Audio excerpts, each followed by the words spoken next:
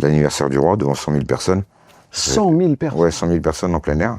C'est vraiment incroyable, quoi.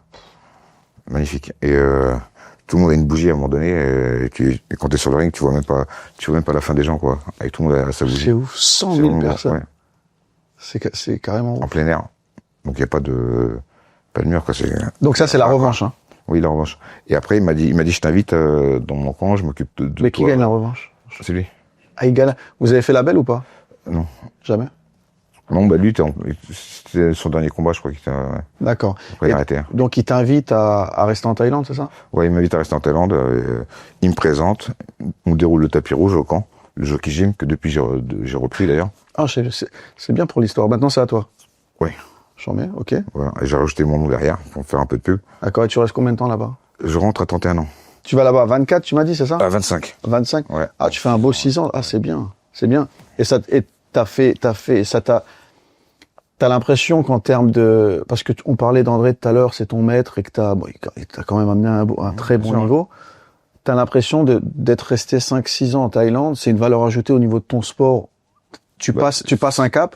C'est en Thaïlande que j'ai atteint ce niveau. Hein. D'accord. En France, je connaissais pas la boxe thaï à l'époque. D'accord. J'ai vraiment tout perfectionné là-bas, quoi. Forcément, c'est le seul pays où le niveau est le meilleur. Donc, T'as eu l'occasion de combattre pour des titres mondiaux, Lumpini, tout ça? Ouais, j'ai boxé pour des titres mondiaux peut-être 2-3 fois contre des gens que j'avais déjà battus. Ce jour-là, j'ai perdu. J'ai boxé le champion du Lumpini et le champion du Raja. J'ai mis KO, mais il n'y a pas de titre en jeu. D'accord. Donc à partir de ce moment-là, c'est pas officiel, quoi. Ton niveau, parce que tout le monde sait, quoi. Ouais.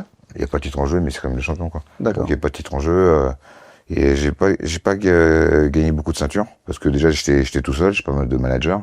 D'accord. Donc je boxe les champions dans leur pays, à leur poids, dans leur discipline. Quand tu dis t'étais tout seul, qu'est-ce que t'entends par là? Bah normalement, il y a un manager qui va te trouver des combats, qui va faire gaffe que tu te fasses pas arnaquer, que tu sois toujours plus ou moins gagnant. Donc c'est l'agence dans les échanges, okay. Et que tu gagnes de l'argent. Moi j'ai pas tout ça, quoi. Ok.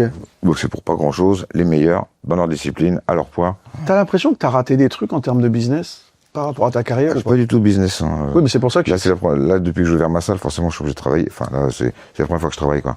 Avant d'avoir ouvert ma salle,